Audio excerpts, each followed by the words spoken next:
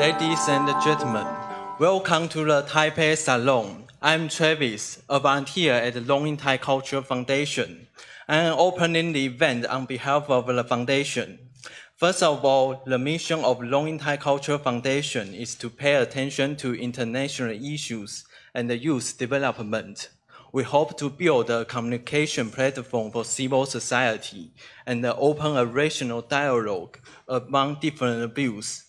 We host many lectures to discuss international affairs. The coming up lectures will be about the three unfinished wars happened in the 20th century East Asia, the Korean War, the Chinese Civil War, and the Sino-Japanese War. We also have another Taipei Salon in November about Myanmar democracy. If you need more information, please see the flyers in your handbook. As a non-profit organization, we do need your generous support. You are welcome to be our volunteers or to donate money in supporting our events. If you donate us $500, you will receive a beautiful notebook with a cover photo shot by Dr.龍應台. I myself is also a student volunteer at the foundation, and we have been working on this event for over 3 months. Our work includes the event publicity, logistic planning, handbook, and everything you experience throughout the event. Let's give our volunteers and the staff a big round of applause.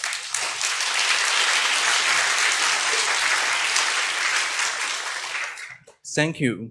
Today's theme is Dragon Among the Lions. What does China really want from Africa? I am honored to introduce you to today's moderator, Mr. Guo Chongrun. He is the Deputy Chief of United Daily News. Let's give him a warm welcome.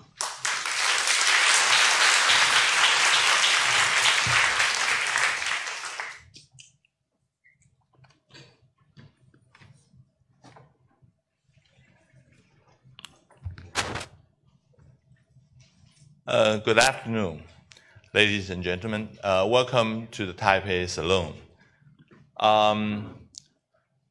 Our speaker today is Professor Keith Richburg.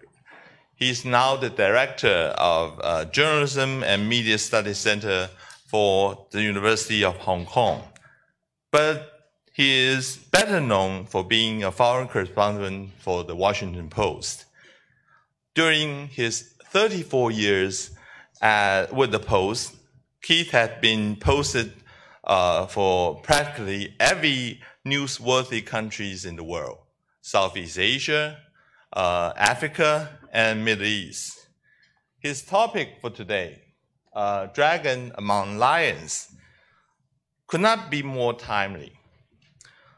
Beijing has just held the Forum on China-Africa Cooperation, and President Xi Jinping had announced a huge sum of $60 billion aid for Africa. Keith was based in Africa from 1991 to 1994, and also in Beijing from 2009 to 2012. To understand why China is so generous to Africa, I think no one can explain better than Keith. Keith was in China when President Xi Jinping came to power before the 18th Party Congress. A lot of things happened then. Keith had covered the escape of Chen Guangcheng and also the downfall of Bo Xilai. But we do not see that kind of excitement nowadays. But being based in Hong Kong, Keith is now, he can still collect a lot of political rumors over there. So we are going to see, he's going to talk about Chinese politics and Chinese foreign policy as well in his speech. And finally, some of you may understand that President Trump had some problem recently with the new book by Bob Woodward of Washington Post. I asked Keith whether he knew Woodward, and he said that it was Woodward who first interviewed and recruited him in the Washington Post. And he said, and I quote, "Everyone in Washington wants to talk to Woodward, so you know how resourceful the Woodward book is. If you want to know what's going on in Washington, I understand that there's a lot of curiosity of this. I think Keith would certainly satisfy some of the curiosity in his Q&A. So let us give a big hand to our speaker today, Professor Keith Richburg.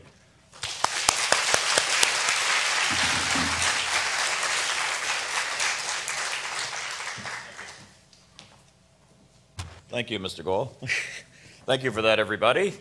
It's really nice to be able to come and talk about this topic, too, about what China wants from Africa, because since I worked at the Washington Post for all those years, in fact, it was 40 years ago this year, 1978, that I first walked in the door at the Washington Post as a summer intern when I was just 20 years old and still in university, and was hired by Bob Woodward, who was then running the Metro staff, as we call it. But since I worked so long at the Washington Post, everybody always asked me the same question, and it has nothing to do with China or Africa. It's always, what's going on with Trump? And who's going to win the midterms? So you can ask me that later when we get to the Q&A. But it's great to be here. It's great to see so many people turn out despite the really awful weather we were dealing with both yesterday. Did you see that typhoon yesterday or whatever that was? That was really bad weather. So the fact that you all turned out and on a Sunday, I am incredibly impressed, because my own students in Hong Kong don't turn out in this kind of numbers to hear me talk there. I'm going to have to take a photograph from up here and show my students what good attendance looks like on bad weather. It's good to be back in Taiwan, and I say back because I've been here several times now. I can't really count. My first trip was a long time ago. I was 1983, so before most of the students here were even thinking about being born. I was actually, my experience now in Hong Kong, this is my second time in Hong Kong, but I was first in Hong Kong completely by accident, and it's because of you, Taiwan.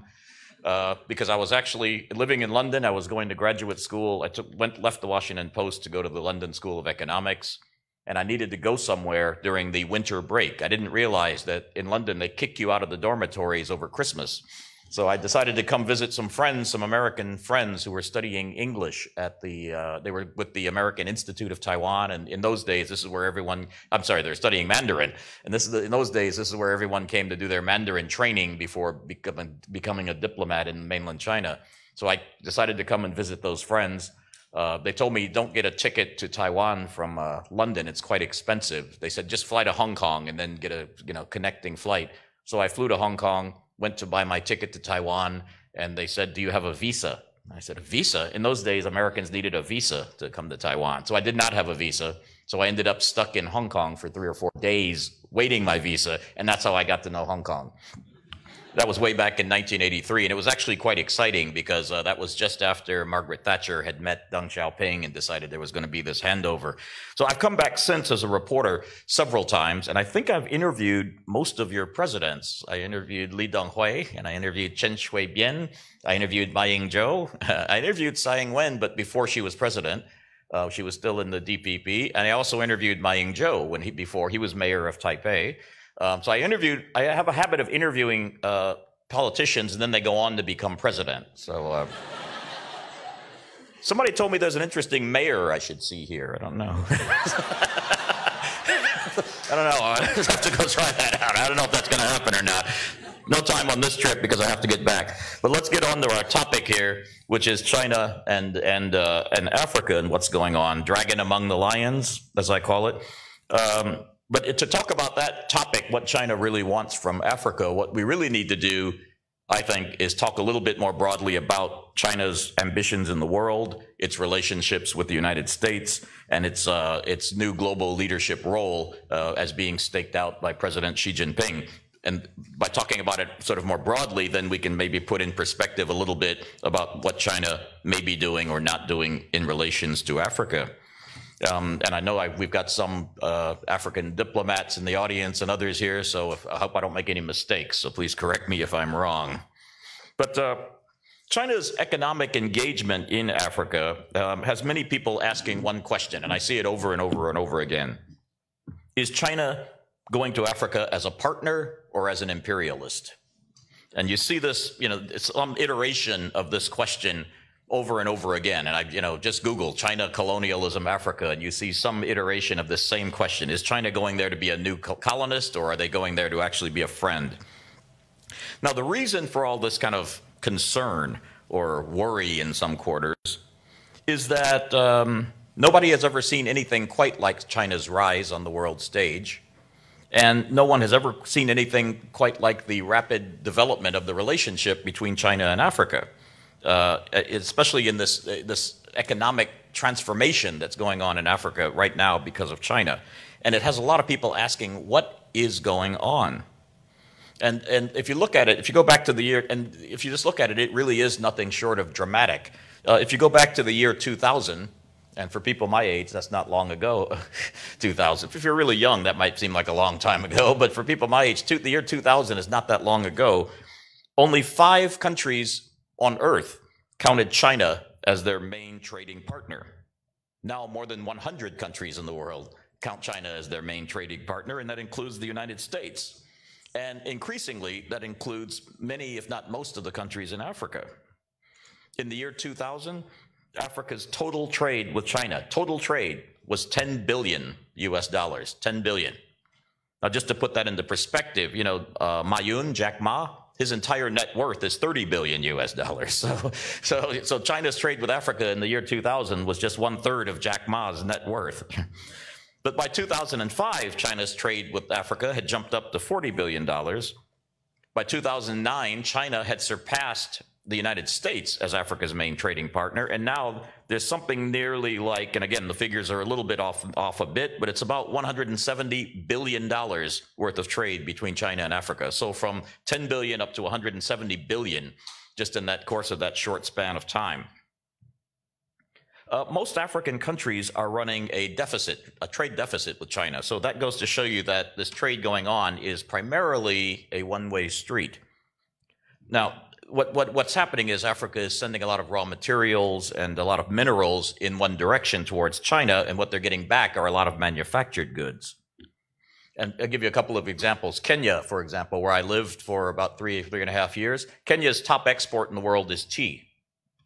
I'll bet you if you go to Beijing or Shanghai, you can probably not find any Kenyan tea anywhere, right? Ethiopia, one of their top exports is wine. I actually enjoyed, when I was living in Africa, if you were in Nairobi, you always ordered Ethiopian wine.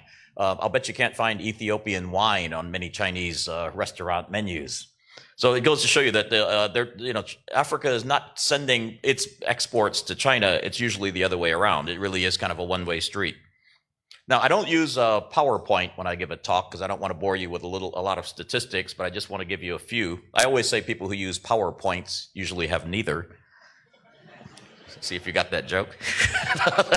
So I don't want to bore you with a lot of statistics, so I'll just give you a few. And it just, you don't need to write these down, but just listen to them because it's kind of interesting. Trade between China and Africa has been growing about 20% a year for the last 2 decades. Foreign direct investment, Chinese direct foreign investment into Africa has been growing even more. It's been growing about 40% a year. Now, it's up to about $30 or $32 billion now, Chinese foreign direct investment in Africa, but it's still less than half of what the United States or Britain or France, the traditional powers in Africa, put in, right? So what that means is, while the trade economy is really, really like up here, the foreign direct investment is actually relatively low, but the growth is what's really miraculous. It's growing at about 40% a year. Now, McKinsey and Company, the famous global consulting firm, they did a report that I cribbed some notes from recently. It showed there a couple of really interesting statistics out of that. First of all, there are about 10,000 Chinese firms, according to McKinsey, that are operating in Africa. 10,000. Now, that's a lot. Now, you only hear about the big state-owned companies that are doing business in Africa, but out of that 10,000, according to McKinsey, it estimates that about 90% are actually privately owned. They're actually relatively small, medium-sized companies, they're mining companies, they're manufacturing companies. These are mom and pop companies that are going over to Africa because they see that as a source of new markets for their products, labor, and new supplies and new suppliers. McKinsey also says that about 1/3 of those 10,000 or so companies operating across Africa are involved in manufacturing. And just a couple other, and again, I don't want to bore you with too many statistics, but they do show the remarkable Chinese economic engagement in Africa. About 50% of all construction going on the African continent is being done by Chinese companies. That's pretty amazing. But, there is this myth that the Chinese firms don't hire African workers, that they bring over Chinese laborers, and it is true, they do bring over Chinese laborers, but according to McKinsey, which is highly reputable, about 89% of all the employees of these firms are indeed Africans. So they are hiring African workers. Now, this huge economic activity that I just outlined in the statistics there has given rise to both critics on the one hand and supporters on the other hand. People criticizing this heavy African investment by China, but people also supporting it, saying this is fantastic. So I'll try to outline as best I can both what the critics say and what the supporters say. Number one, the critics say it's creating in Africa a rising level of debt, and that this debt level for the African countries is actually unsustainable. Number two, they say there's a lack of transparency on a lot of these African projects, that these projects are being imposed on Africa by Beijing. These African countries must use Chinese companies to come in and do the work. And there's no transparency involving, environmental standards, labor standards, et cetera. Unlike, say, the World Bank, which does a project, then projects are put out for tender for international bidding. Number three, they say a lot of these projects are not really useful. And some use the example of the Nairobi-Mombasa rail that now has cut the travel time down to about 4.5 hours. Some say that there's a perception among Africans that the goods that China produces, that manufactures and sells there, are actually below par. They're pretty shoddy products, that some Africans would rather actually buy the Western products, but they can't afford them, so they'll get the cheaper Chinese products. And the corollary to that criticism is that China is dumping below standard goods on Africa. And just a couple more criticisms you hear. The next one you'll hear sometimes is that China is trying to mainly just secure strategic friends around the world. And so they don't really care about Africa as real friends, but all they need are votes in the United Nations, for example, if they can convince the Africans to vote for China's interest as a bloc. And finally, of course, and this is one I've heard quite frequently, is that there are a lot of cultural differences and indeed even racism. And for example, they say that the Chinese don't mix with the Africans, that they stay in their own compounds, eat their own food, they don't mingle, etc., and that there have been instances of clashes between the Africans and the Chinese in Africa, and that is indeed true. Now, on the other hand, there are supporters of Chinese and Africa's economic cooperation that can counter a lot of those points and bring up some other points. Number one, they say, Africa is the world's poorest continent and is in desperate need of infrastructure. And infrastructure lack of development has been one of the main things that's been hampering Africa's development all along. And by the way, a corollary to that, people add, is that the West has been neglecting Africa's infrastructure for decades. And so China is stepping into the void and doing some things. The World Bank and the IMF, they say, if you're going to talk about debt, they say, who are these organizations to question whether Africa is taking on too much debt? They weren't really asking that question when they were showering aid projects on people like Mobutu Sese Seko and then what was then called Zaire, now Congo, or giving money to Daniel Arap Moi in Kenya for projects that had to be repaid. So they're saying on the question of debt, the West should not be lecturing African countries about taking on too much debt, having loaded African countries with too much debt in the past. Number 3 point of the supporters, they say, look, Africa needs jobs. And as that McKinsey report that I cited said, those 10,000 firms employing Africans are now giving jobs to millions and millions of people all across the continent and in various countries. The next point is they say, look, Africa was, the next point to counter that idea that China is just looking for strategic friends, they say, okay, well, what's any different than that? Africa for a long time was a pawn during the Cold War between the United States and the Soviet Union. We propped up our dictators, the Soviets propped up their dictators. So what's the difference between Africa wanting to get friends on the continent? And, you know, and I would add to that, look, no country is completely altruistic in the world. Every country does things because it's in their best interests. And then finally, to the charge that there are so many cultural differences and indeed lead to racism. Again, friends of Africa and supporters say, you in the West can talk about racism? At least Africans aren't being colonized by China, and they're not being sold as slaves. So, you know, the West doesn't have a monopoly on lecturing Chinese about what to do in Africa. So it gets back to the original question, my original question. Is China a partner, or is it an imperialist?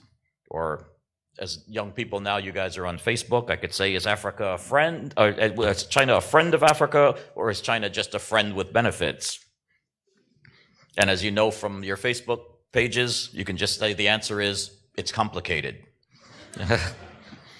The answer to the question of what China's intentions are in Africa really kind of depends, and here's, I believe, in your perceptions of China and your perceptions of China's rise and China's intentions in the world in general.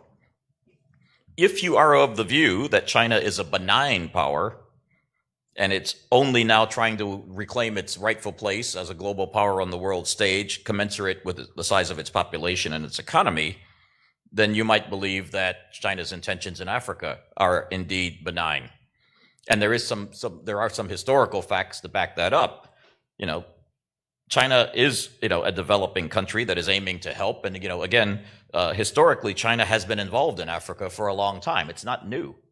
You know, during the 1960s, Mao Zedong supported the liberation movements in Africa, supported Julius Nyerere in Tanzania, supported SWAPO, supported Nelson Mandela, supported the independence movement in Zimbabwe. So, you know, it's nothing new for China to be involved in Africa. Economically as well, China has been involved in Africa. In 1976, the Chinese completed the rail line between Tanzania and Zambia. And again, I mean, China has always been trying to present kind of an alternative model to Africa. And that's why a lot of the African liberation movements of old kind of modeled themselves after Mao. And so some people ask today whether that's still going on, whether China is trying to offer the African countries an alternative model of development, as the Western economic model looks like it's at least under challenge, I should say, both because of Brexit, the rise of populism in the West, and the election of Mr. Trump in Washington. That looks like the democratic system in some of the Western countries no longer works as well as we have boasted in the past. Concern about China's role and intentions in Africa, you know, I submit to you all here, has grown in direct proportion to the deterioration in China's relations with the United States. That is to say, as the United States has shifted its view and come to see China not as a partner or even a competitor, but more as a strategic rival and a threat, so have the suspicions grown that China's intentions anywhere in the world, whether it be Southeast Asia or particularly in Africa, it must be something pernicious, dangerous, and not something benign. I think it's worth tracing here a little bit and stepping back from the topic of Africa to ask ourselves, how did we get to this point? How did we get to this deterioration of relations between China and the West, and more specifically, China and the United States? You know, I think the local, you know, and again, I won't go back, you know, the Nixon opened relations with China. That's when the United States ended up switching its recognition from Taiwan over to the People's Republic. Relations grew relatively slowly because you had Reagan in office, who was an old Cold Warrior, followed by Jimmy. You know, Jimmy Carter was there, then Ronald Reagan. But it was really it was really when George H.W. Bush came to power that people thought there was going to be a real, you know, warming of relations, because this guy was someone who had served in the first liaison office in Beijing. He came into office in 1989, having been elected in 1988, but then came the Tiananmen Square massacre. And that actually put U.S.-China relations on ice for a long period of time. And that didn't really start to thaw until the Clinton administration. Bill Clinton, as president, came in and he used the word partnership. And he made, when he traveled to China, he talked about enlisting China as a partner. After he left office, George W. Bush came in and shifted the relationship a little slightly, and he called China a, quote, strategic competitor. But you all know what happened on 9/11, the anniversary of which is coming up, and then the United States suddenly got distracted, I would say, by the war on terror in Afghanistan and then the war in Iraq, while China, meanwhile, got accepted into the WTO, the World Trade Organization, and it allowed China's economy to grow, largely distracted by, not distracted by any disputes with the U.S., because the U.S. had attention focused elsewhere in the world.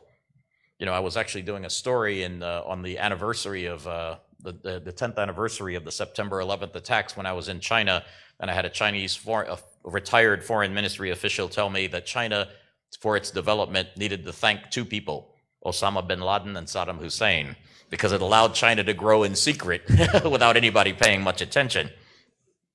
Now, you fast forward to 2008, Obama is elected president, Barack Obama, and he called for a strategic reset in relations with China. Jim Steinberg, who was one of his top officials dealing with China, used the phrase strategic reassurance, that the U.S. needed to reassure China that the U.S. was not trying to contain China's rise and it wanted to be a friend. And during this period of time, Hillary Clinton, then Secretary of State, made a point of saying that the U.S. would kind of downplay human rights questions about China and just focus on the areas where they could agree. I covered President Obama's first trip to China, which would have been November of 2009, just after he was elected, and it was a complete disaster because Obama went in thinking, let's think of all the areas that we can agree and cooperate: nuclear non-proliferation, exploration of outer space, climate change. Let's do all these things together, and let's forget about the areas that we disagree. Let's have a real relationship based on things where we're two great powers together. And the answer from the Chinese came back, what about Taiwan arms sales? What about the Dalai Lama? And what about Tibet? Those are the only three things that they really seem to care about then. And so, Obama, I think, had a kind of a sea change in his relations with China, probably starting in his second term, where all of his overtures to China just basically didn't work. They were not interested in exploring space together because their space program is partly under the military, and they didn't want to get it involved with the United States. They were not really interested in exploring or deepening military-to-military ties. Climate change was pretty much the only thing where they said they could cooperate with the United States. They weren't really talking much on nuclear non-proliferation, and the Obama administration folks came away thinking that despite all of their outreach, China just remained a belligerent power. I would say, and also that also involved partly the South China Sea dispute as well, where they saw China increasingly building these man-made islands and reefs, et cetera, et cetera. Now, I'll fast forward to Donald Trump. He ran on an unabashedly anti-China platform when he was running for president of the United States. I'm sure many of you watched those debates. Nobody could say the word China with such disdain in their voice as Donald Trump, where he's saying, we are being ripped off by China. And, he called them a trade cheat, a currency manipulator, and all of these things.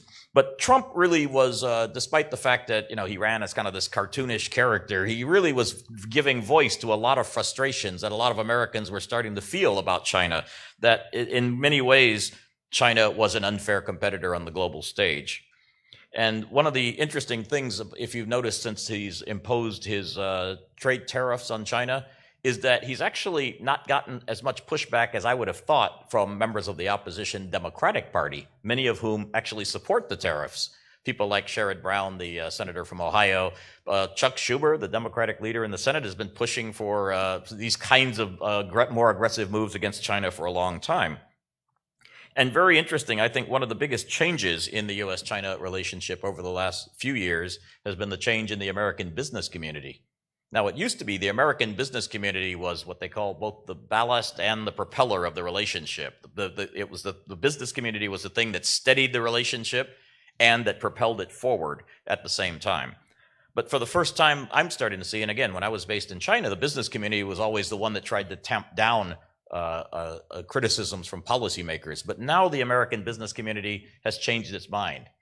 If you look at some of the more recent reports from the American Chamber of Commerce in Beijing, et cetera, they're starting to say that, China is an unfair competitor. It's a tough place to do business. The rules are stacked against us.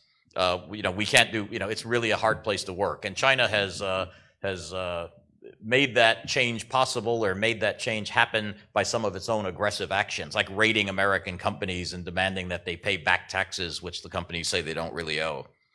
Now, the sea change in thinking, I believe, has basically precipitated a change in the way the entire policymaking community in Washington now sees China. And I've started to see this recently this year, where there seems to be a growing idea that the consensus involving China that everyone kind of accepted for decades has collapsed.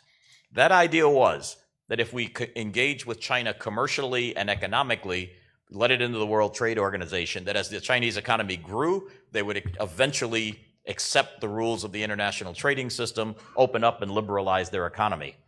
Or, as some people put it, if we engage with China, eventually they'll become more like us. But that attitude is starting to fall apart now. And you can go back and look at a Foreign Affairs article that was written just earlier this year by Kurt Campbell, who served as a top official in the previous Democratic administration, who started to basically say, maybe this consensus on China was wrong.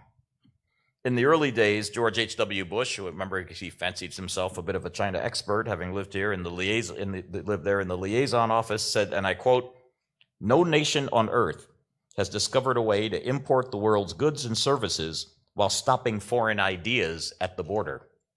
Now, he said that a long time ago, and I think now, if you look at that quote, it looks a bit archaic, because China has figured out a way to import the world's goods and services, but stop foreign ideas at the border. And I think people are starting to recognize now that maybe it is possible indeed that China is growing in an alternative model that defies what we who studied political science said should happen, that as the country grew richer, that somehow it should become more open, its economic system should become more liberal, and its politics more democratic. So again, let me get this back to our topic, what China really wants from Africa, given that framework now that a lot of people think that China is no longer just a friend, but a competitor. And then I'm going to really leave this open for a lot of questions for you guys. But first, I'll leave you with my takeaways on this. First, I believe that the United States and other Western countries, and specifically I'm thinking about some of the countries in Europe, they should not be instinctively hostile to what China is trying to do with Africa. Because I think that instinctive or knee-jerk hostility could lead to a lot of self-inflicted wounds. And for example, I remember when China was first setting up the Asia Infrastructure Investment Bank, the first reaction from the United States under the Obama administration was to say, no, we don't want to be a part of this thing is bad. I don't necessarily think that was a good idea. I think they missed a chance to get involved in it from the ground floor and perhaps help shape some of the policies of it instead of trying to see it as a rival institution. There's a lot of investment needs, particularly in Asia. The Asian Development Bank can't handle it alone, and the others can't handle it alone. But the U.S. had this instinctive hostility. I think, likewise, this instinctive hostility to what China is doing in Africa is not necessarily warranted. There's a lot of countries, there's a lot of projects. It might be better to just look project by project or country by country. My second takeaway is that, look, Africans are really smart. This is not the 1800s. This is not the scramble for Africa. Africans have fought very fiercely for their independence, and they're not about to give it away to China or anybody else. They know what they're doing, and I think Africans have a lot of pushback on some of these projects. China may be learning that doing business with Africa, doing business on a global scale in general, carries risks. And, the African countries are going to be demanding as much from Africa as they're getting back. And the debt is an interesting one, because there has been this question floating around recently about the debt trap, as it's been called.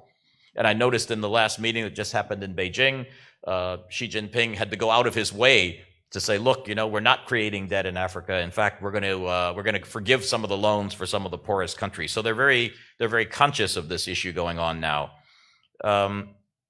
China could realize soon that they're taking on more than they can chew.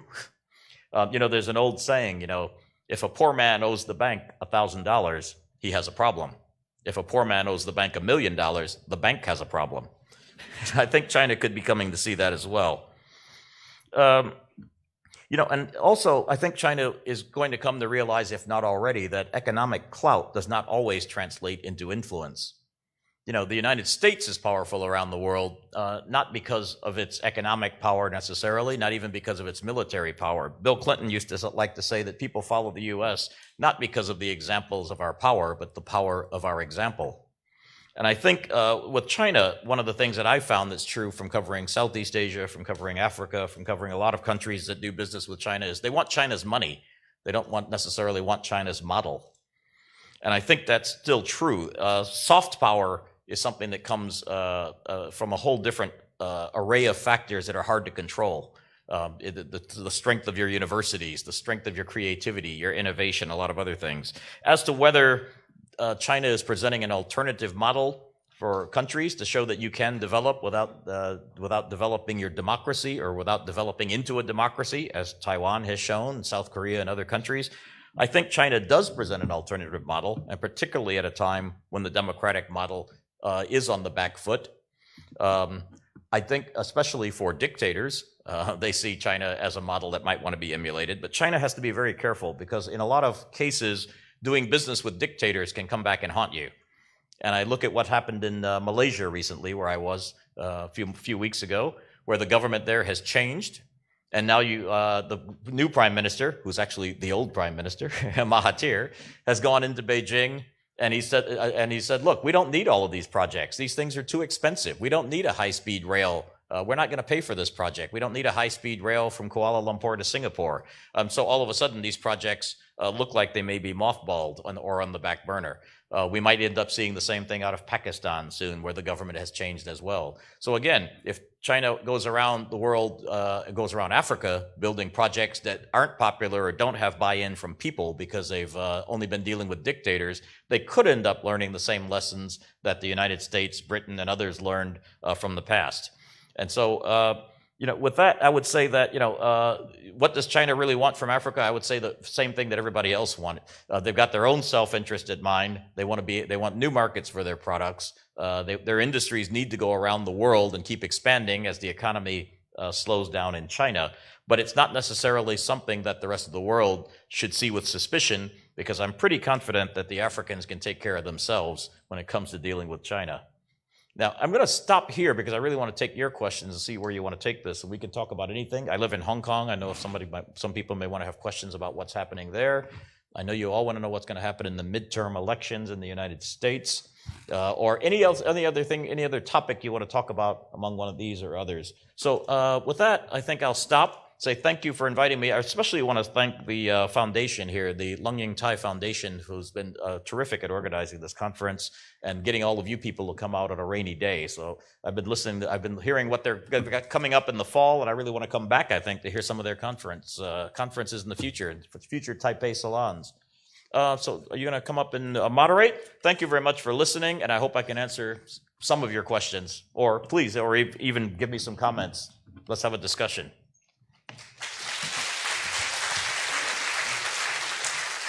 Thank you, Chief. We're going to take the Q&A. But before we begin, please identify yourself and then keep the question short, because we like to have as many questions as possible. So we'll begin the Q&A session right now. Anyone want to?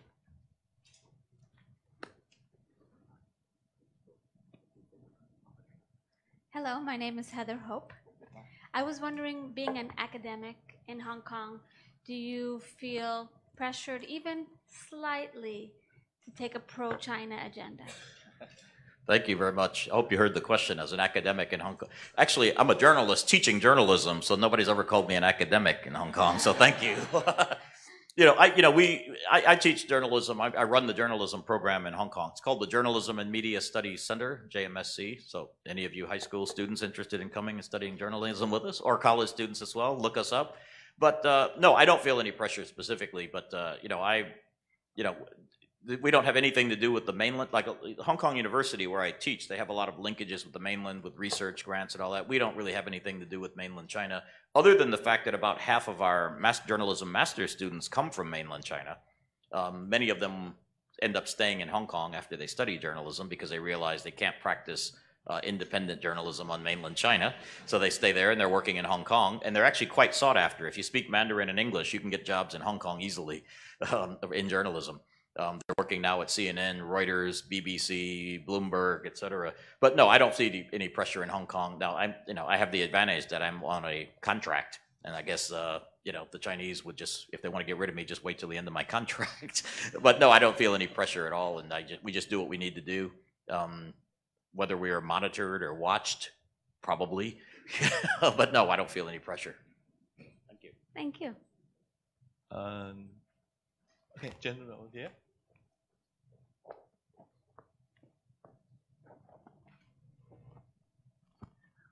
Oh, thank you for taking my question. My name is Yutai Jia, Jia Yutai. I have two questions. One is regarding somehow related to the first question. Although I don't know how long have you been in Hong Kong for your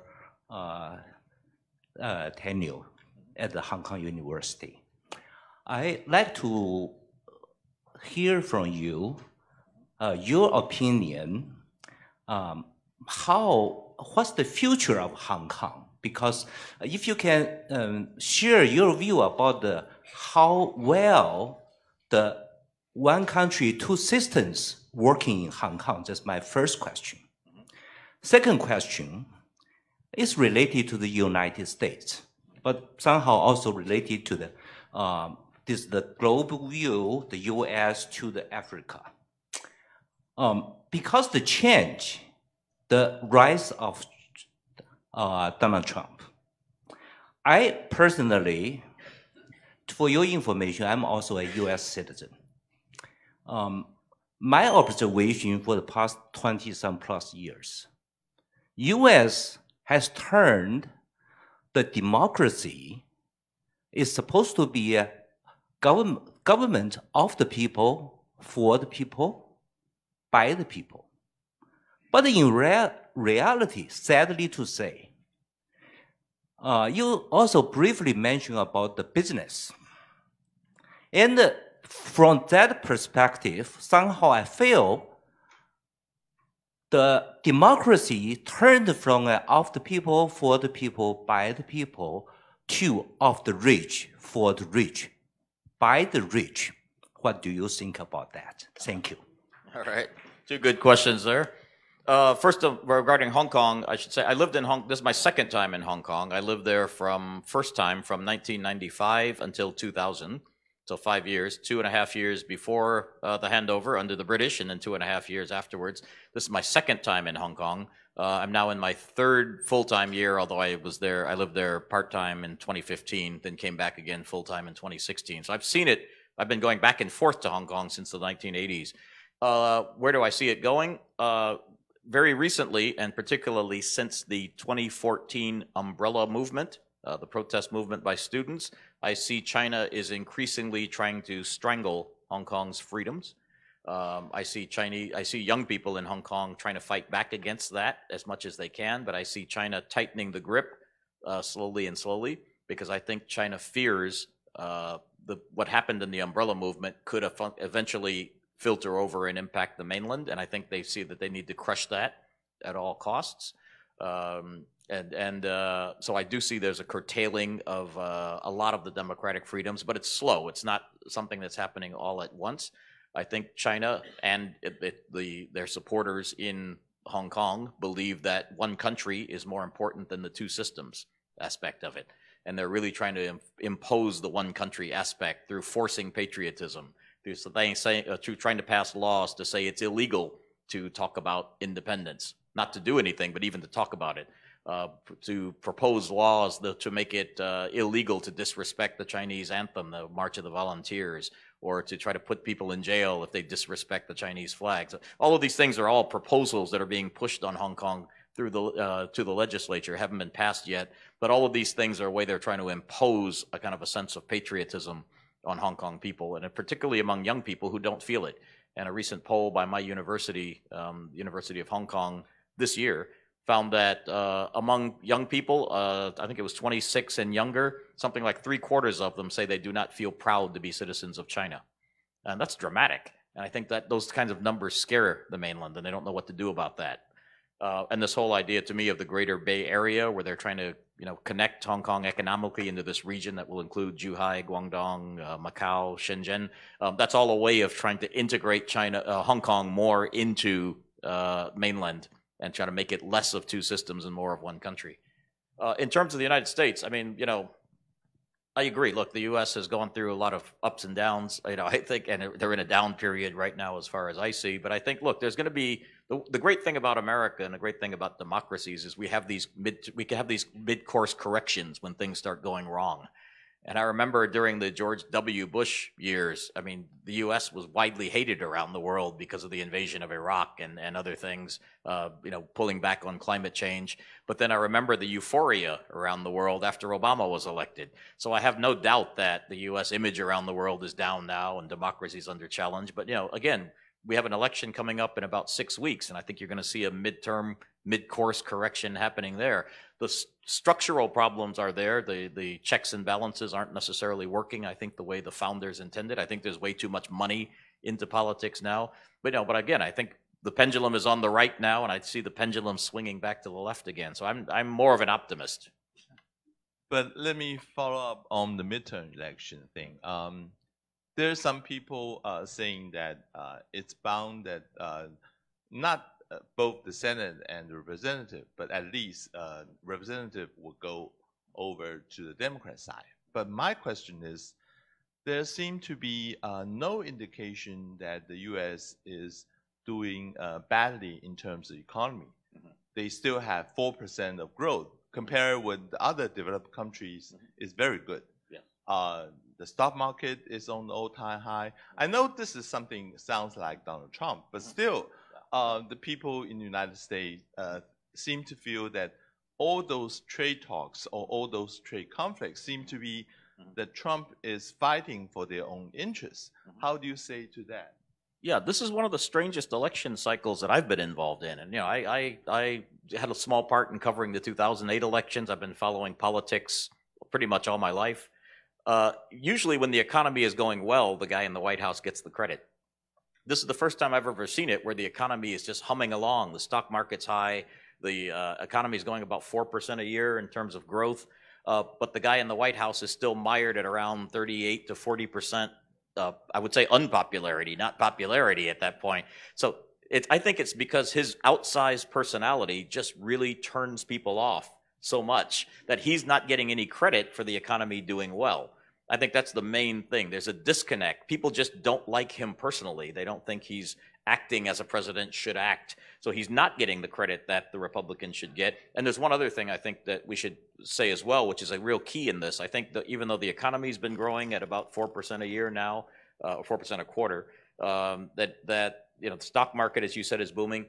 People don't feel like they're richer. And I think that's because wages have not grown. So companies are getting rich. There's people who have investments in the stock market feel richer, but the average worker has found that their wages have stayed flat. And I think that's been a problem since the economic crisis. And people look back, and this is why on the left you're seeing such energy for the Bernie Sanders types and the Elizabeth Warrens on the left of the Democratic Party. People are saying, hold on a second, we lost our housing savings, we had this big collapse. Nobody went to jail. These bankers stole all this money and put it into these housing derivatives, but nobody was ever actually punished for it. And the banks are back making record profits, but their wages are still low. So that's why I think the good economy hasn't translated into kind of this mood of happiness.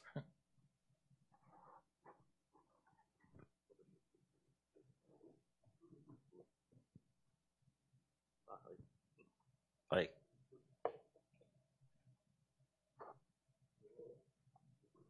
I can hear you. My name is Fabio Franco. I'm from Brazil. Very nice to have you here. Thank you for your speech. Very interesting. I would like to know a little bit about the book you wrote in 1997, Out of America. Mm-hmm. And although I didn't read it, I read the reviews on Amazon. They're raving reviews. I'm going to buy the book, definitely. Please do, yeah. Amazon.com. Congratulations on that, too, because it seems very interesting because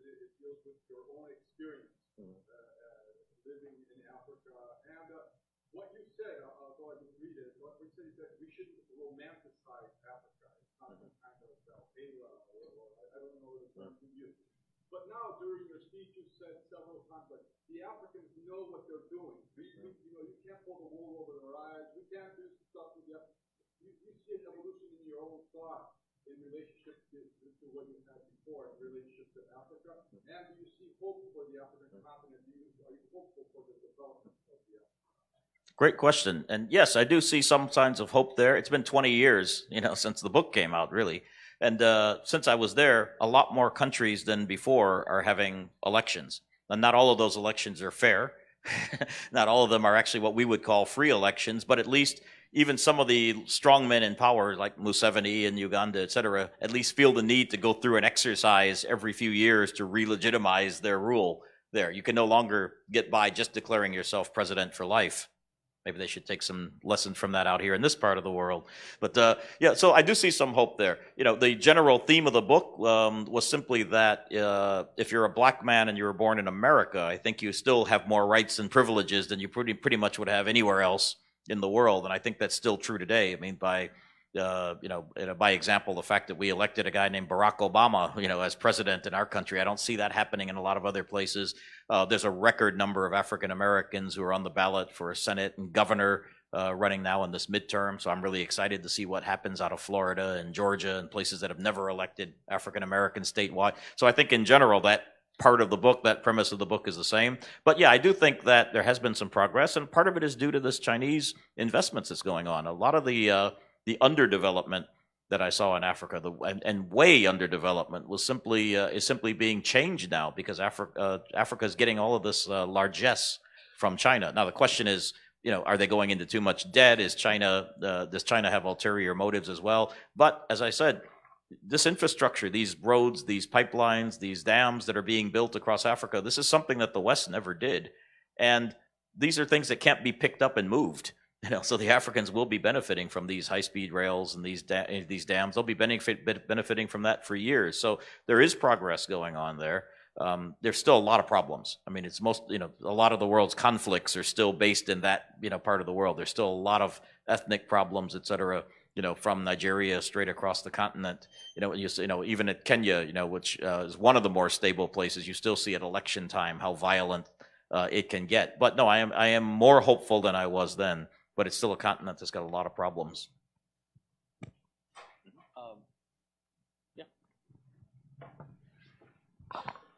Hi, my name is Selena. So economist Dambisa Moyo claims that foreign aid, namely foreign aid from Western countries, has been a corrosive influence on democracy in African countries. And I would say this is especially the case considering the structural adjustment programs put forth by the IMF and World Bank. However, in terms of Chinese aid to Africa, what do you predict will be the political implications and the implications for the development of political institutions and social institutions in Africa? Well, that's a great question. And I got to go to a couple of talks by Dambisa Moyo, and so I've met her a few times, and we've debated this. Look, structural adjustment was not something that was supposed to be imposed by outsiders on Africa. It was supposed to be good for African economies based on, the best minds, the best economic minds to say, look, you have to have good governance. You have to have transparency in projects.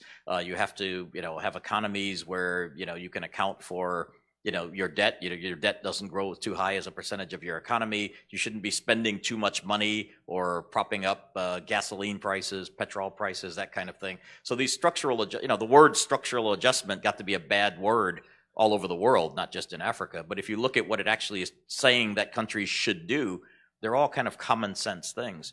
And I think it's kind of interesting that Xi Jinping just said recently in Beijing, leading the African countries, that China is giving its aid with no strings attached. Now, I think that's music to the ears of a lot of leaders in Africa who would love to get money with no strings attached. I wish my bank would give me money with no strings attached. But, I think China is going to learn, as I kind of tried to imply earlier, that giving money with no strings attached, I mean, really? So you don't want any kind of transparency to show how the money is being spent?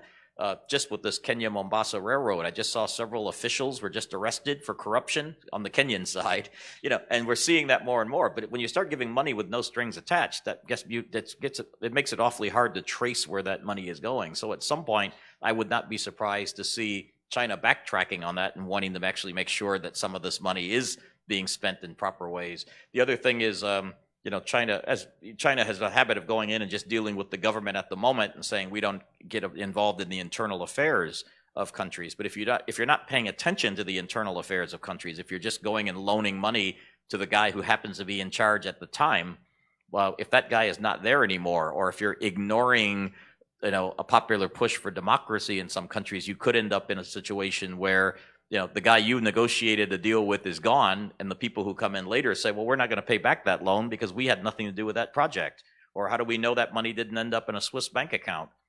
As has happened. So again, that's it's a real good question as to whether now China is going to be replacing the U.S. as the one that just kind of gives money out to African countries and disrupts the democratic transition or the democratic development that should be happening there. That's one of the big dangers I see now by the U.S., the IMF, the World Bank, the Europeans to some degree about a decade or two ago started saying we're no longer going to give money with no strings attached. We're going to push for things like good governance and a shift to democracy. But now China is kind of stepping in and saying, okay, we'll give you money with no strings attached. So I think that's the real danger for the future. I hope that answered your question. The gentleman in the back. Hello, my name is Brett Hinch. I'm a professor of history at a university here in Taiwan. I'm going to ask you the question that you want someone to ask. Who is anonymous? Who wrote the anonymous editorial? Who wrote the anonymous editorial in the New York Times? If anyone knows this, the Washington Post knows. And also, I heard it was Melania, but I'm not sure.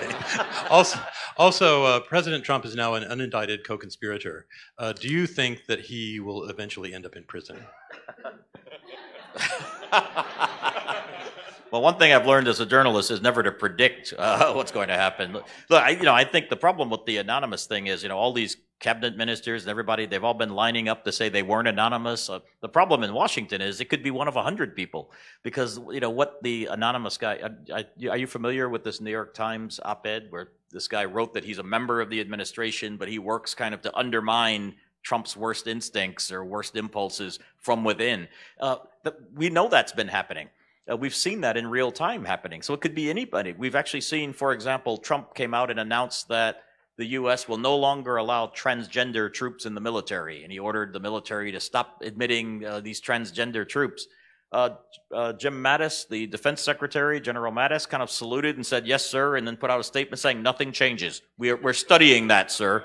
We'll get back to you when we figured out how to implement that order. So on a lot of things, Trump has announced we're going to do this, we're going to do that, and the bureaucracy either slow walks it or they say we're investigating it or we'll figure out how to do that, sir. Or even his own Justice Department, he announced that there should be an investigation of the New York Times and to out this anonymous. And they're just okay, yeah, we'll get around to that, Mr. President, whenever we're ready. So it could be anybody. It could be Ivanka. We don't know. I suspect that it's somebody who sees the bottom is falling out of this thing, and they want to protect their reputation, so that if Trump is out of office, I'm not going to say whether he's going to go to jail like you asked, but if Trump's out of office, I'll bet you there's going to be a lot of people stepping forward saying, I was anonymous, I was the one who wrote the op-ed piece. But yeah, no, look, he was named as this unindicted co-conspirator in the Michael Cohen case. You can't predict what Robert Mueller is going to come up with, but I would suspect that the biggest problems that President Trump will have will not be from the federal probe, because you can't indict a president, et cetera, but all these state attorneys general are also investigating the Trump Foundation taxes. It's investigating whether this charity was actually bogus. You still got Trump University cases around. So you've got, we still haven't seen his tax returns. I'm sure Robert Mueller's seen his tax returns. And he's very smartly, I think, sharing things with these states' attorneys general. So I think once he's out of office, you could see people, the state's attorney general, hounding him. The one who's running for New York's attorney general, I think her name is Teachout. She's already been saying that she's going to start prosecuting cases against the Trump Foundation if she's elected, as she probably will be because it's New York. So yeah, so I think he's got a lot of problems legally ahead of him.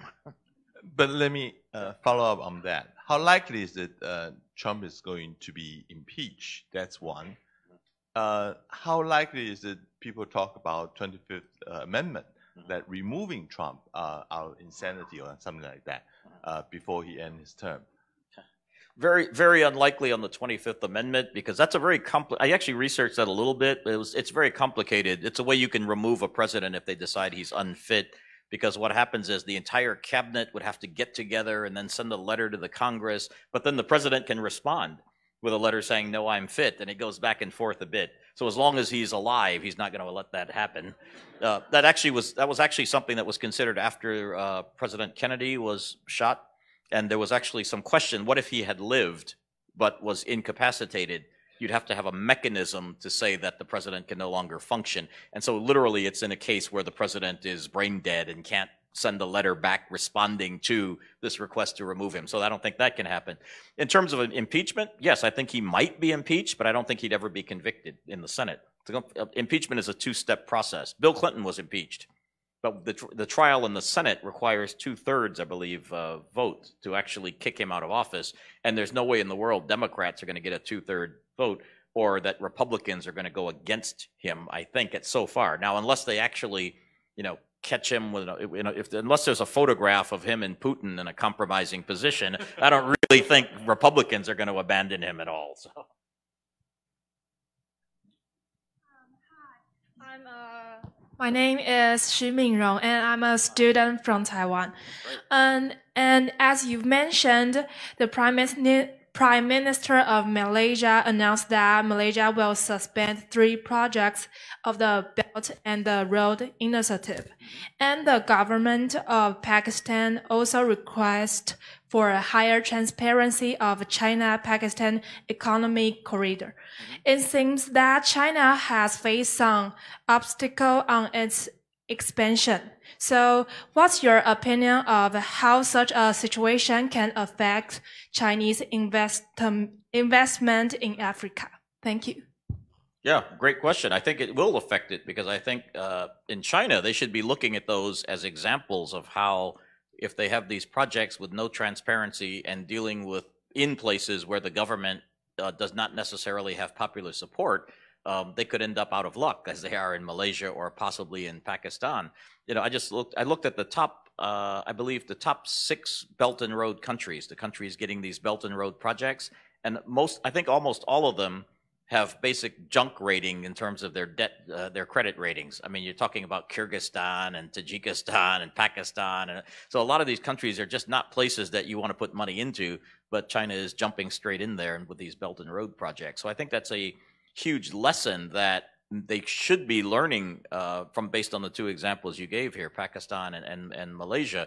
And I think in relation to Africa, it's a huge problem. I mean, the government changed in Zimbabwe, and we saw how quickly that can happen. So once the government changes, it can happen very quickly, and the new government's not going to look happily on projects that they didn't want, they didn't support, that the people were probably against. So there's a lot of big stadiums and white elephant parliament buildings and things like that being built on. If China is hoping to get its money back, they'd better make sure these things are, as I mentioned, useful, and that they have some kind of popular support, that they're environmentally friendly, that they're employing Africans, et cetera. So I think that's a cautionary note for China. Good question. Lady here? Yes. She's been waiting patiently. Okay, thank you, speaker. Thank you for this amazing speech. And I have amazing, wow. Yeah. I forgot to introduce myself. I'm Gina, and I'm from National Taiwan Normal University. I major in geography. So last semester, I take a class which is called geography, African geography. So I put some focus on this part of studies. And I have 3 questions. The first one is, what are the main areas in Africa that China puts more focus on? Because we know that there are 55 countries in Africa, and I'm wondering that which part of Africa does China put more focus on it? And the second one is do you think that this kind of action is China want to get close to developing countries, and it want to show its position in the globe, or want to pose threat to America or something? And the third question is, it's a little bit sensitive. That is the relationship between Taiwan and China. What do you think? And what do you think about that Thai government's policy, which is called New Southbound policy? Do you know that? I don't know. The Taiwan government New policy. southbound policy. Yeah, it's governmentized policy, and it wants people to put more focuses on Eastern South Asia, yeah, and want students and some industries going to East Southern Asia. Yeah. Okay. Thank you. You're naughty, aren't you? All right. First question. In Africa, China's main focus, even though this investment and those numbers I gave you, the statistics are huge, it's actually not scattered equally among the countries. In fact, about 6 or 8 countries get the bulk of that money. You know, you're looking at Kenya, Ethiopia, South Africa, I think are the main ones. Nigeria gets a fair amount. And then there are countries below that Africa sends minerals to China. Angola is very huge up there because they have a lot of oil. But if you start looking around, there are a lot of countries that aren't getting much.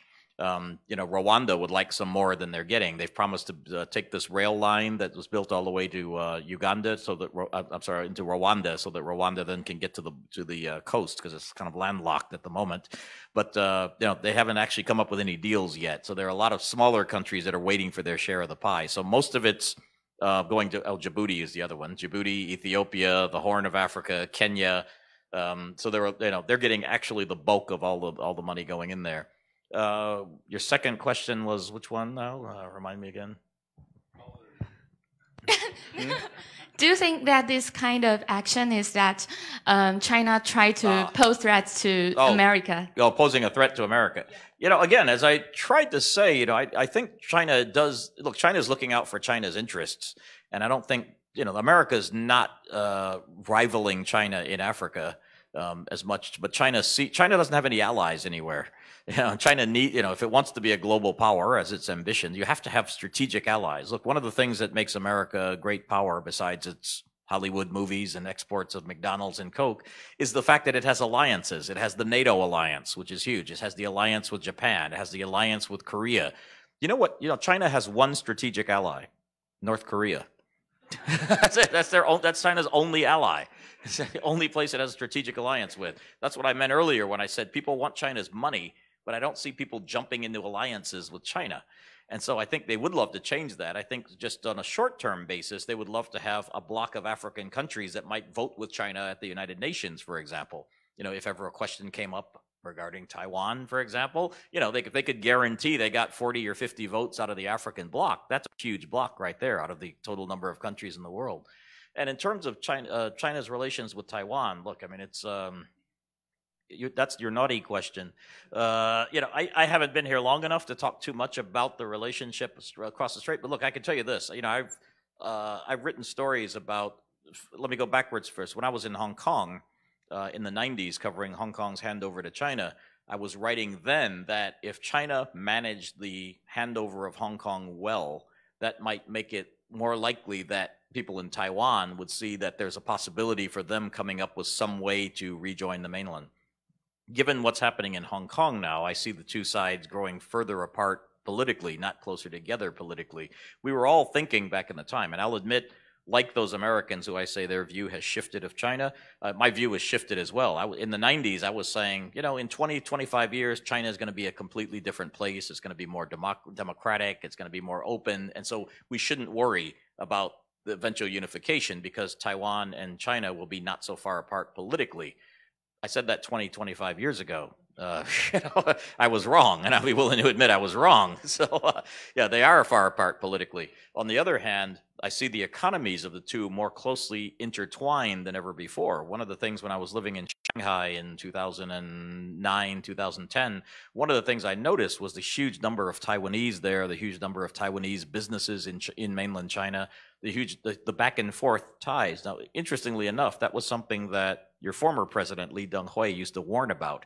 He used to warn that if you had air linkages and sea linkages and all these other links between the two, that eventually Taiwan would become too dependent, in his words, on the mainland. And sure enough, I remember, because I covered Southeast Asia first in the 80s, and Taiwan's main economic ties in this region were with Southeast Asia, not with the mainland. The mainland ties only came much later, but now I think it's too late to kind of turn around and reverse that because the two economies, mainland's and Taiwan's economy, are so closely interlinked. Whether that economic linkage is eventually going to lead to a political melding of the two sides. I don't see how that can happen given how far apart they are politically, but just people to people.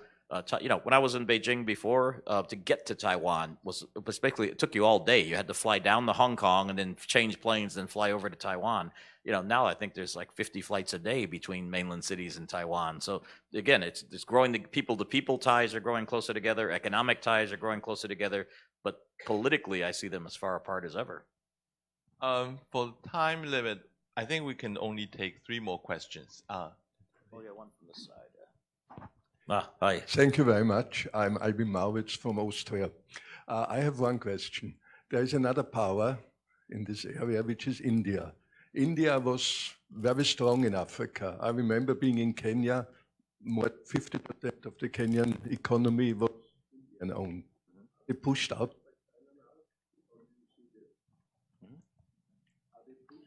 Oh.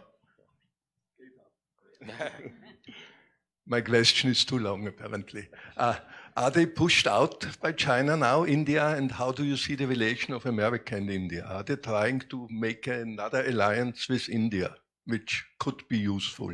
Yeah, Thank you. Great question about India, because I think we ignore India too much, and I think the United States has ignored India too much over the years. I mean, you know, it's interesting, you know, we keep talking about over the years, I've seen this since the 90s, where American businesses especially were always kind of salivating over getting into the China market, saying, you know, it's 1 billion people.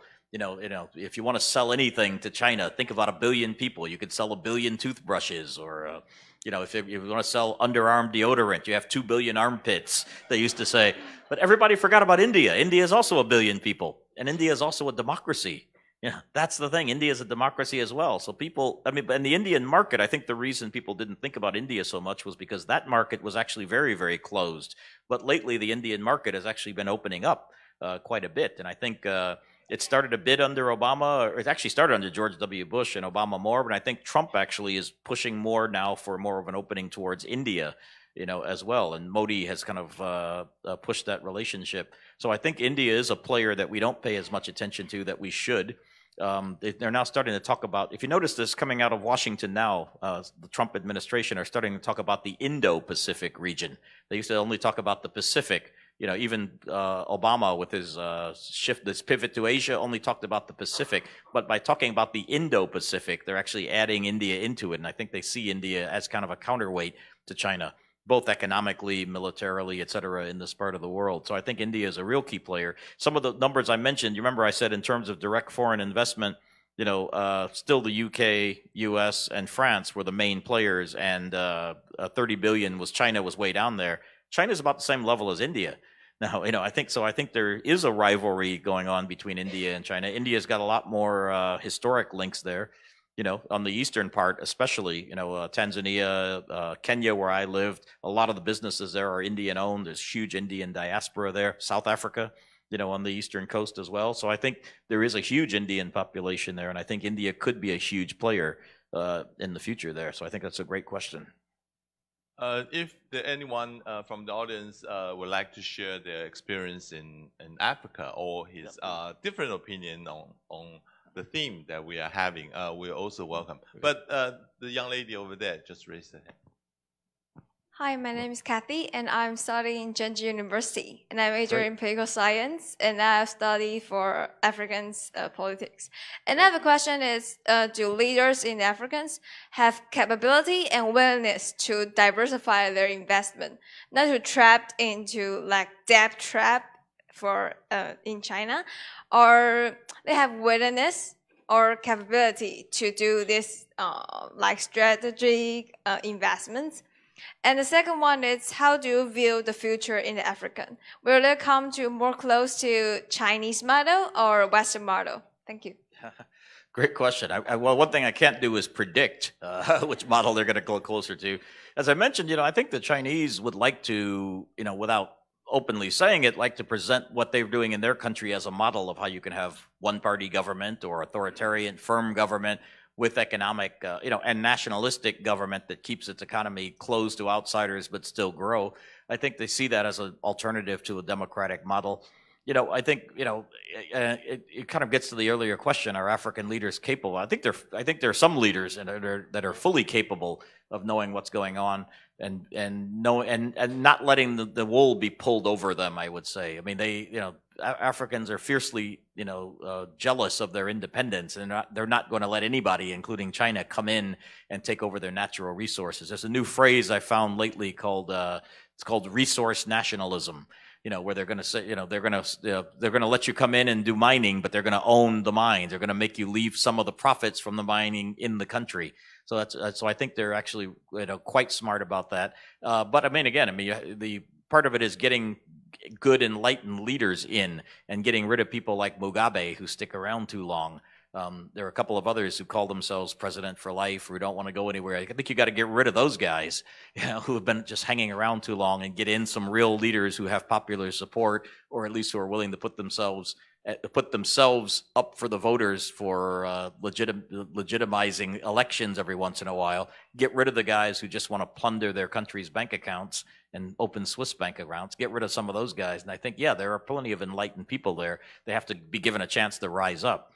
But I think and the future, I think, is positive in general. As I said, this infrastructure being built is terrific. I was in South Africa, I think last November or December or so, and I was absolutely amazed at, the progress that's being made because of, the Chinese investment, the cell phone systems that are going into place, the internet. Don't forget the digital infrastructure, which is as important as anything else. That's all being done by China. It's not being done by Western countries. So I think there is a positive future. The lady over there, in the middle, white, right? Sitting on the floor. Thank you, Mr. Richberg. I had the opportunity to have lived in Africa and worked there, also as a consultant at the World Bank. I have 3 questions. So, following up on that previous questions, how do you see or the African government or their civil society can actually empower their own people to kick out, quote unquote, their corruptive presidents, leaders, etc.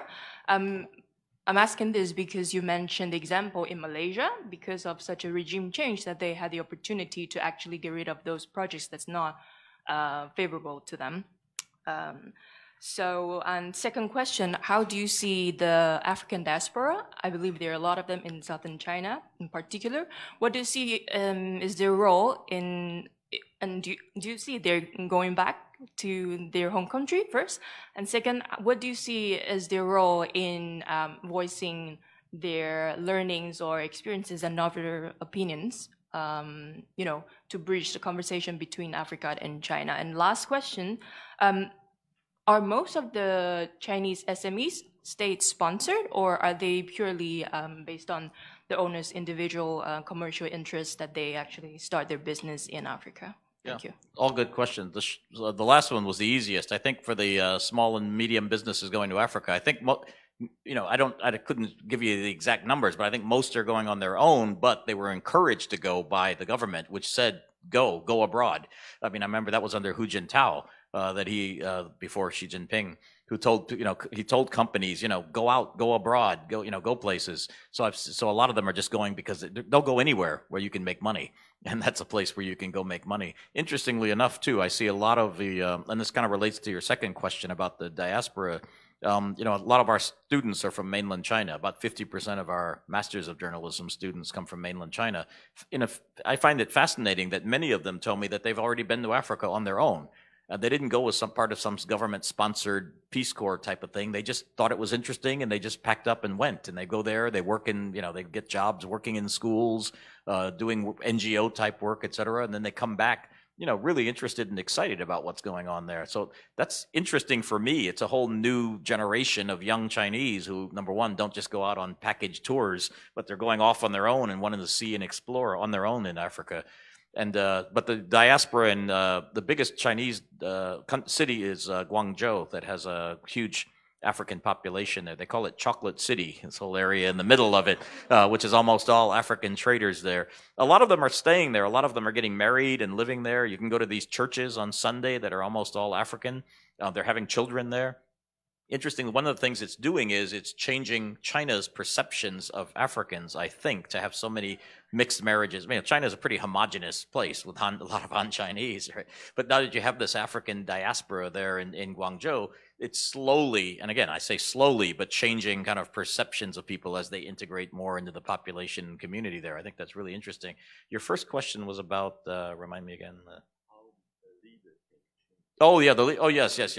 Yeah, exactly. I mean, look, I think one of the more exciting things in Africa lately, since I've been there, because somebody asked about my book, was 20 years ago, one of the most exciting things there is this growth of civil society movements, which I think is fantastic. And that's been helped along a lot, I think, by social media, by Facebook, and by these new media startups, which didn't exist kind of when I was there. And again, if you want to know how you can have that kind of popular mobilization that leads to change, as happened as we saw in Malaysia, new media startups is one of the things. You know, I was watching the Malaysian elections with my wife. It was kind of fascinating how when there was a rumor that ballot boxes were being stolen in some area, these websites like Malaysia Kini could tell people, hey, get over here and, you know, protect the ballot boxes. You know, the idea that people can communicate with each other in a heartbeat and mobilize people to go protect their election and protect ballot boxes, keep Najib's plane from leaving if people think he's going to leave. That's the sort of thing I think is really exciting now. It's hard to steal elections now when you have a lot of people watching and a lot of people who can communicate with each other and mobilize. You know, I saw it earlier, you know, years ago in the Philippines when it was just being done by cell phone. But now, you know, people are out there with their iPhones filming things, filming ballots. You can actually follow ballots now in boxes as they're making their way from a village to the city. It's harder to do. People can still steal votes, but it's harder to have hanky-panky now when there's so much social media around. I think it's one of the more exciting things. Did we miss some Facebook? No. We only have 10 more minutes, so please raise your hands, and maybe I'll ask Keith to answer all in. So we'll have the question first. Hi, my name is Shelley, and I'm a student from University of Taipei. I have two questions. First is going off of what you said about living in Hong Kong and working in the media industry. I have a question about how Hong Kong and Taiwan are the forefronts of Chinese United Front Force, and how there are political and media infiltrations in those areas. So what are your perspectives on that topic, and what are your recommendations for Taiwan to cope with that? The second question is, some critics in the international relations field said that the relationship between China and US is a formation of a new Cold War. Do you agree with that, and what are your perspectives on that? Thank you. Okay, I have to take another two questions.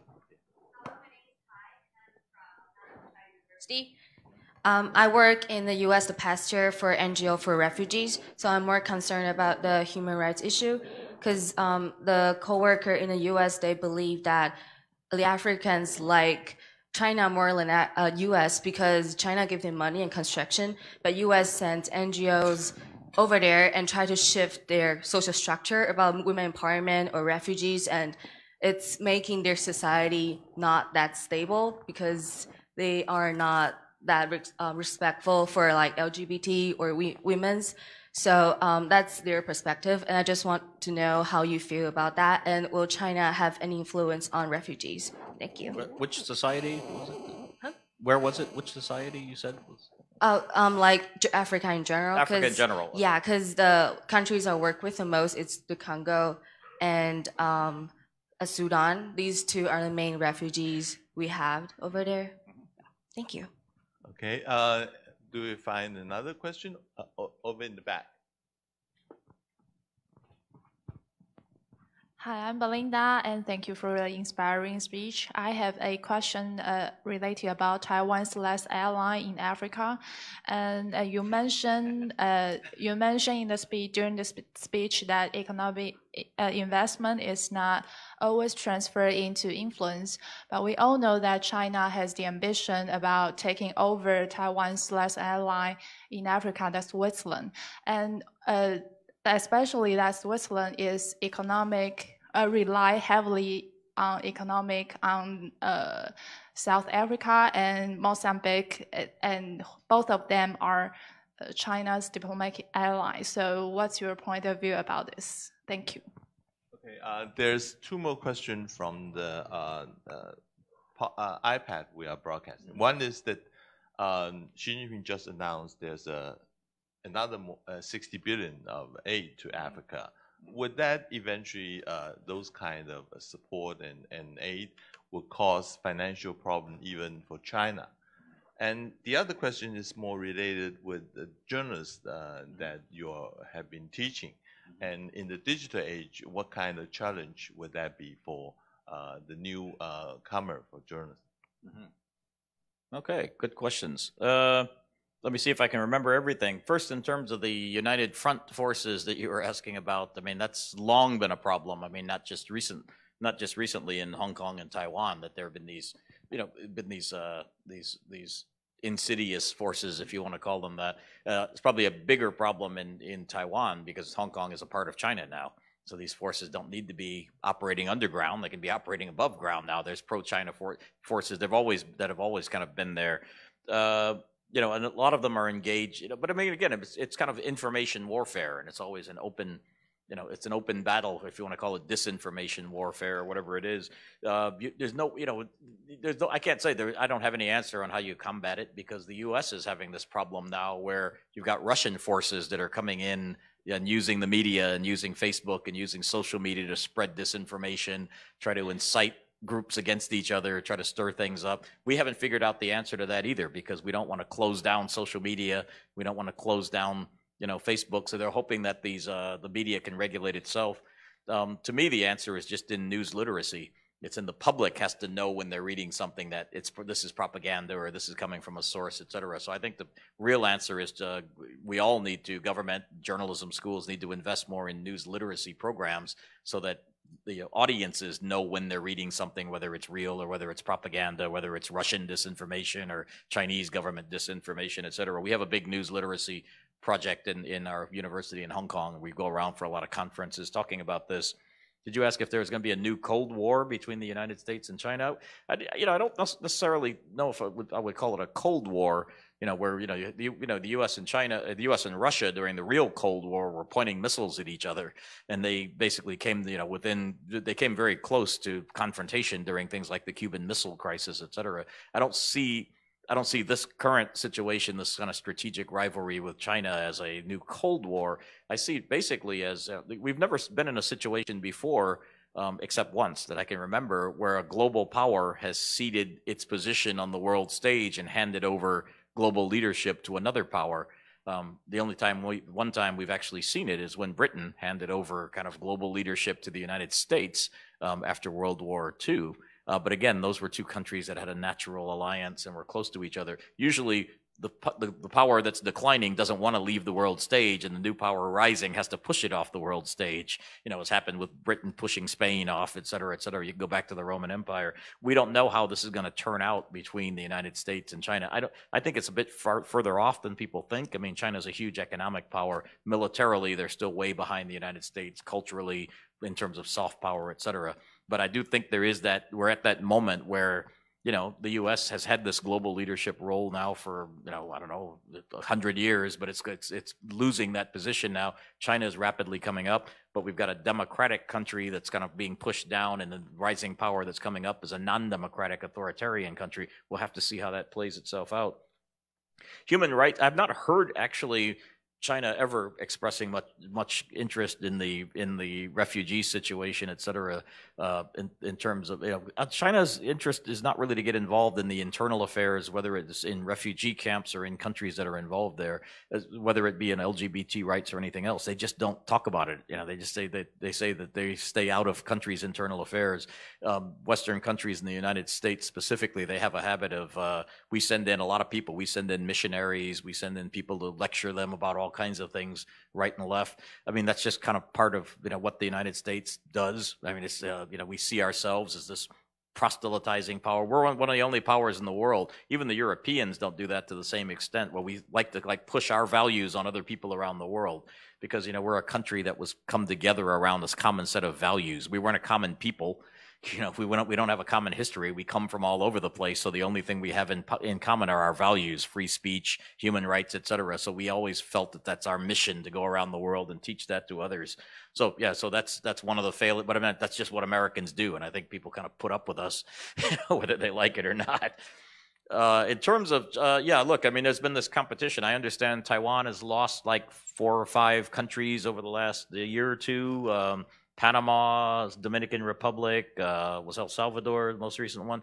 Look, I mean, it's inevitable to me that, you know, China's huge on the world stage. I think the question is not whether countries switch their diplomatic recognition, but if they keep some kind of a presence in Taiwan and recognize that Taiwan is still a major economic player as well, the same as the United States did.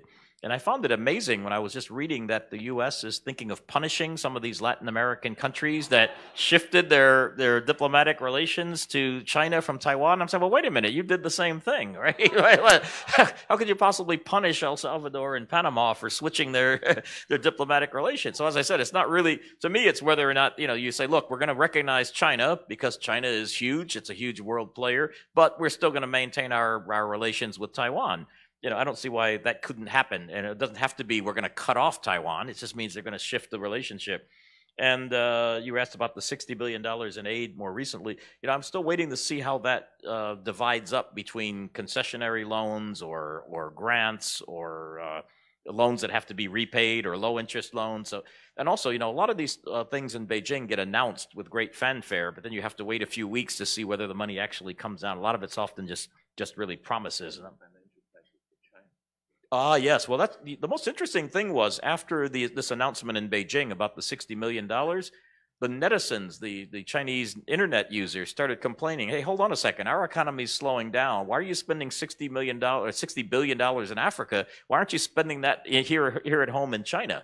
And I actually saw that when I was there some years ago when China was sending school buses overseas, and some people started complaining about their own school buses were run down and needed to be fixed. So just recently, a couple days ago, they actually had to shut off this internet debate because it was being so critical about China for being overextending itself in Africa. So that, look, it's the exact same kind of question that a lot of people had that led to the support for Donald Trump. When Donald Trump was going around saying, why are we spending this money rebuilding Afghanistan? Why are we spending this money rebuilding Iraq? Why aren't we rebuilding Detroit and Cleveland and Oakland? So I think a lot of people in China are going to start saying the same thing. They're saying, look, China's still, you know, in many ways a developing country. If you go outside of Beijing and Shanghai to some of the 3rd-tier cities or 4th-tier cities, you see a lot of poverty. You know, they need a lot of help there too. So a lot of people don't understand China's kind of global ambitions. They think, wait a minute, it's too early for China to be going out and extending onto the global stage. Build up the country first. Follow what Deng Xiaoping said. You know, go slowly at first and don't show your strength. Finally, for those people who want to join the journalist career, and we are facing with the new and digital age, what were your recommendations? Well, this has never been a more exciting time, I think, to be a journalist. There's so much going on in the world. And I think, you know, I tell my students every year when they arrive that it's incredibly exciting. It's a great job. You're never going to make much money. You're probably not going to make a whole lot of friends. But boy, it's really, it's much more fun than being an accountant. And I'll tell you, the other thing is that the barrier to entry to journalism now is lower than it's ever been. Because, you know, you may not do what I did. You may not get hired by the Washington Post and Bob Woodward and work for the next 34 years for a great American newspaper. But these days, you know, I had to wait for the Washington Post to send me overseas. These days, you can, if you got a laptop and a good cell phone plan, you could just take yourself over to where something is happening and start writing and start blogging and set up your own website. And, you know, as news organizations start cutting down on the number of foreign correspondents, as they're doing, that's opening up all kinds of opportunity for you guys. Go out and go places. Just go there and start doing it, and they'll take your stories. But, you know, the tools of the trade haven't changed. You still have to be a good storyteller. You still have to recognize a good story and be able to tell a great story. And there is an appetite for that out there. And look, as I said, you know, you may not do what I did. You may not have, you know, 30 years working for one big company, but God, you can set up your own website. You can become a blogger. You can do all kinds of things to start, just get out there and start telling stories of the world, because, you know, God knows there's more information coming at us than ever before, but most of it's not really giving us the context that we really need and telling us the background and the detail that people are really craving out here, you know. I want to thank all of you for your participation and your question. But let us give a big hand for Keith. Thank you. And that will wrap up with our session today. Thank you very much for attending. Great audience. Thank you.